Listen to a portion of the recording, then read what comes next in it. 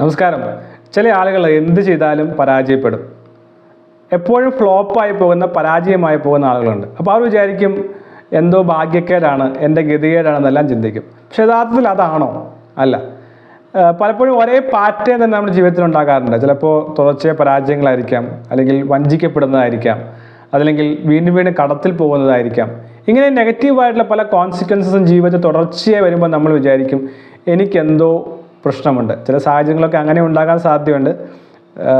നമ്മുടെ കർമ്മ, ഇൻസ്റ്റൻറ്റ് കർമ്മ എന്നെല്ലാം പറയുമല്ലോ, കർമ്മത്തിൻ്റെ ഫലവും അനുഭവിക്കാറുണ്ടാകാമായിരിക്കാം. പക്ഷേ അടിസ്ഥാനപരമായിട്ട് ഞാൻ ഇതിനെ മനസ്സിലാക്കിയത് നമ്മുടെ ജീവിതത്തിൽ ഉണ്ടാകുന്ന പല ഇൻസിഡൻസിൻ്റെയും കാരണം നമ്മുടെ മെൻ്റൽ പ്രോഗ്രാമിംഗ് ആണ്.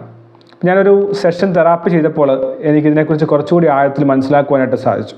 അപ്പോൾ ആ സമയത്ത് ഇതിനെ റീകോളിംഗ്, റിഫ്ലക്ഷൻ, റിട്രോസ്പെക്ഷൻ എന്നെല്ലാമാണ് നമ്മൾ മനഃശാസ്ത്രത്തിൽ ഇതിനെ പറയുന്നത്. ചെറുപ്പകാലങ്ങളിൽ നമ്മുടെ ജീവിതത്തിൽ ഉണ്ടായിട്ടുള്ള പല അനുഭവങ്ങളും നമ്മുടെ ജീവിതത്തിലൊരു പാറ്റേൺ സൃഷ്ടിക്കുകയും അത് വിജയമായോ സന്തോഷമായോ നിരാശയായോ പരാജയമായോ വെറുപ്പായോ എല്ലാം പലപ്പോഴും ഉണ്ടാകാനുള്ള സാധ്യത കൂടുതലാണ്. ഞാൻ ഏറ്റവും ആദ്യം ദിവസം സ്കൂളിൽ പോയത് എന്നും ഓർക്കുന്നുണ്ട്. അപ്പോൾ സ്കൂളിൽ പോയ സമയത്ത് ഉച്ചയ്ക്ക് കഞ്ഞി കുടിക്കാനായിട്ട് ബെല്ലടിക്കുന്നു. ടീച്ചർ കഞ്ഞി കുടിക്കാൻ ആയി എന്നെന്തോ പറയുന്നുണ്ട്. പക്ഷേ ആദ്യത്തെ ദിവസമായത് കാരണം എനിക്കിത് എന്താണ് കഞ്ഞി കൊടുക്കുന്നത്, എവിടെയാണ് കൊടുക്കുന്നത് ഒന്നും അറിയത്തില്ല. അപ്പോൾ ഞാൻ ആ ക്ലാസ്സിലിരിക്കുകയും ആദ്യത്തെ ദിവസം തന്നെ വീട്ടിൽ വന്നപ്പോൾ ഒരു ഭക്ഷണവും കഴിക്കാതെയാണ് ഞാൻ വീട്ടിലെത്തിയിരിക്കുന്നത്. കാരണം എനിക്ക് എന്താണ് സംഭവിക്കുന്നത് മനസ്സിലായില്ല. ആ ദിവസം തന്നെ വേറൊരു കാര്യം സംഭവിച്ചു. ഞാൻ ഇങ്ങനെ കുറേ കൂട്ടുകാരെല്ലാം ഉണ്ടല്ലോ ആദ്യത്തെ ദിവസമായതുകൊണ്ട്. അപ്പോൾ ഒരാളൊരു ജനലിൻ്റെ മുകളിൽ ഇങ്ങനെ ഇരിക്കുകയാണ്.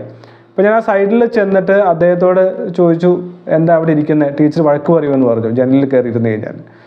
ഈ പയ്യൻ നേരെ ഇറങ്ങിയിട്ട് എന്നെ ഊടുപാട് ഇടിച്ച് അവശനാക്കി കളഞ്ഞു.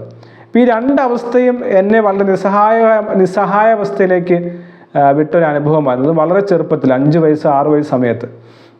അപ്പോൾ ഒരുപക്ഷെ ഇത് അന്ന് പ്രോസസ്സ് ചെയ്യാനായിട്ട് സാധിച്ചില്ല.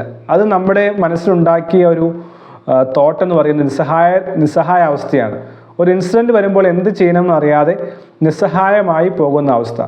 അപ്പോൾ കുറേ കാലങ്ങൾക്ക് ശേഷം ജീവിതത്തിലെ ചില അനുഭവങ്ങളുമായി ബന്ധപ്പെട്ട് ഇതിനെല്ലാം റീകോൾ ചെയ്യുകയും അതിനെ മനസ്സിലാക്കുകയും പ്രോസസ്സ് ചെയ്യുകയും അങ്ങനെ ഹീൽ ചെയ്യുകയുമാണ് ചെയ്തത്.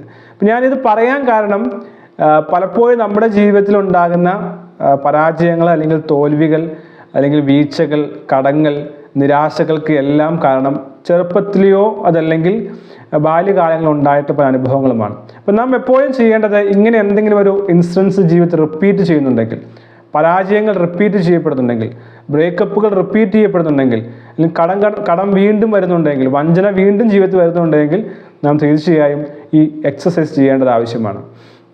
യഥാർത്ഥത്തിൽ ചെയ്യേണ്ടത് എന്താണെന്ന് വെച്ച് കഴിഞ്ഞാൽ ചെറുപ്പത്തിലായിരിക്കുമ്പോൾ തന്നെ ഇങ്ങനത്തെ അനുഭവങ്ങളെ നാം വീടുകളിൽ ഷെയർ ചെയ്യുകയും മാതാപിതാക്കളുമായി ഷെയർ ചെയ്യുകയും അവർ അതിന് പ്രോപ്പറായിട്ടുള്ളൊരു ഇൻസ്ട്രക്ഷൻസോ അല്ലെങ്കിൽ അഡ്വൈസോ അല്ലെങ്കിൽ അത് പ്രോസസ്സ് ചെയ്യാൻ സഹായിക്കുകയും ചെയ്യുന്നതിലൂടെയാണ് ഇങ്ങനെയൊരു മെൻ്റൽ ഇമേജ് അല്ലെങ്കിൽ മെൻ്റൽ പ്രോഗ്രാമിങ് ജീവിതത്തിൽ നിന്ന് ഒഴിവാക്കാനായിട്ട് സഹായിക്കുന്നത്. അപ്പോൾ പേരൻസ് ആയിട്ടുള്ളവർ തീർച്ചയായും മക്കളോട് ഡെയിലി സംസാരിക്കുക. അവർക്ക് വേദനിപ്പിക്കുന്ന സഹായകമായ അനുഭവസ്ഥകൾ ഉണ്ടായിട്ടുണ്ടെങ്കിൽ അത് പ്രോസസ്സ് ചെയ്യാൻ സഹായിക്കുകയാണെങ്കിൽ ഒരു നല്ല മെൻ്റൽ ഫ്രെയിം വർക്ക് അവർക്ക് ഉണ്ടാക്കുവാൻ സാധിക്കും.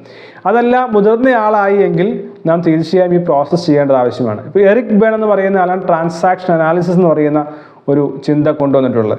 അതിനകത്ത് nurturing parent, natural child, rebellious child, പല കാര്യങ്ങളെല്ലാം പല രീതിയിലുള്ള ചൈൽഡുകളെ കുറിച്ച്, ഈഗോയെക്കുറിച്ചും എല്ലാം പറയുന്നുണ്ട്. അപ്പോൾ അവിടെ നമ്മുടെ ജീവിതത്തിൻ്റെ ഒരു ഡെവലപ്മെൻറ്റ് അല്ലെങ്കിൽ ഫോർമേഷൻ എല്ലാം സംഭവിക്കുന്നത് ബാല്യകാലങ്ങളിലാണ്. അപ്പോൾ അതുകൊണ്ട് തീർച്ചയായും സമയമെടുക്കുക. ഓരോ ഇൻസിഡൻസും ചെറുപ്പകാലങ്ങളിൽ ഉണ്ടായത് റീകോൾ ചെയ്യുകയും അതിൽ ഒന്ന് റിഫ്ലക്റ്റ് ചെയ്യുകയും ആ ഒരു കാര്യത്തെ പ്രോസസ്സ് ചെയ്തുകൊണ്ട് നമ്മുടെ മനസ്സിൽ ഹീലിംഗ് ഉണ്ടാക്കാനായിട്ട് തീർച്ചയായും ശ്രമിക്കേണ്ടത് വളരെ ആവശ്യമാണ്. ജീവിതത്തിലൊരു സമാധാനവും സന്തോഷവും ഒപ്പം തന്നെ സെൻസ് ഓഫ് പർപ്പസും എല്ലാം അച്ചീവ് ചെയ്യണമെങ്കിൽ ഈ ഒരു റീകൺസിലിയേഷൻ വിത്ത് അവർ ചൈൽഡ്ഹുഡ് എന്ന് പറയുന്ന കോൺസെപ്റ്റ് വളരെ ആവശ്യമാണ്.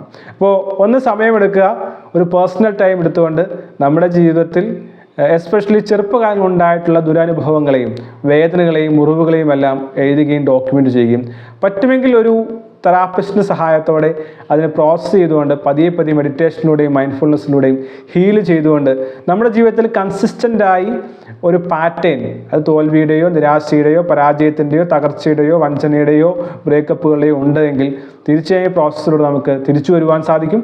അതിന് ഈ ഒരു പ്രോസസ്സ് സഹായിക്കട്ടെ. നല്ല ജീവിതാനുഭവങ്ങൾ നേരുന്നു. All the best.